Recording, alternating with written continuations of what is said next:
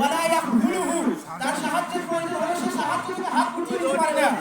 ওয়ালা ইয়াহকিরুহু, এবং সে তাকে হেয় তুচ্ছ তাচ্ছিল্য করতে পারে না। সম্মানিত উপস্থিতি, এই কারণে যখন আমরা এই যে অধিকারগুলো রয়েছে অধিকারগুলো বাস্তবায়ন করবো, তখন আমাদের মধ্যকার এই ভ্রাতৃত্ববোধ, আমাদের মধ্যকার সম্প্রীতি তৈরি হবে। প্রথম যে অধিকারের কথা আমরা বলেছিলাম, মুসলিম ভাইয়ের সাথে দেখা হলে তাকে সালাম দেওয়া। তো সালাম দিতে হলে কিভাবে দেবেন? সালাম দেওয়ার তিনটে স্তর। আসসালামু আলাইকুম এভাবে বললেন 10 নেকি।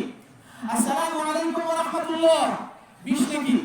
আসসালামু আলাইকুম ওয়া রাহমাতুল্লাহি ওয়া বারাকাতুহু 30 নেকি।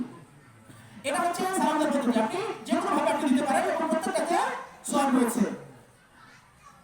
এই সালাম দিয়ে সে সালামের জবাব দেওয়া, সালাম দেওয়া হচ্ছে সুন্নাহ, সালাম দেওয়া হচ্ছে সুন্নাহ।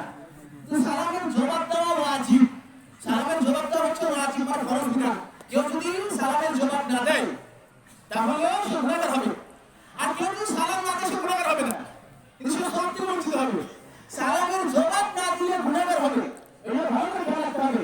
এর দলিল এটা সূরাতুল আন-নিসা এর 86 নম্বর আয়াতের মধ্যে আসছে।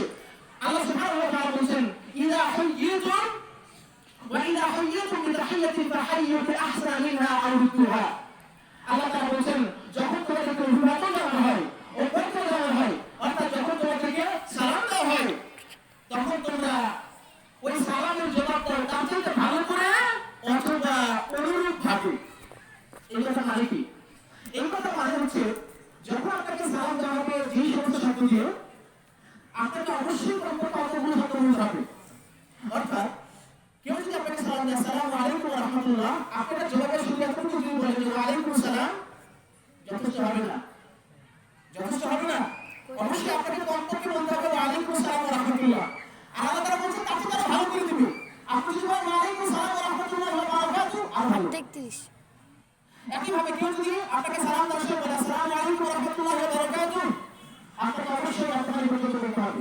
না বলে যদি আপনি বলেন ওয়া আলাইকুম আসসালাম কিন্তু ওয়া আলাইকুম আসসালাম ওয়া রাহমাতুল্লাহ, তাহলে এটা আদায় হবে না, ওয়াজিব আদায় হবে না, গুনাহ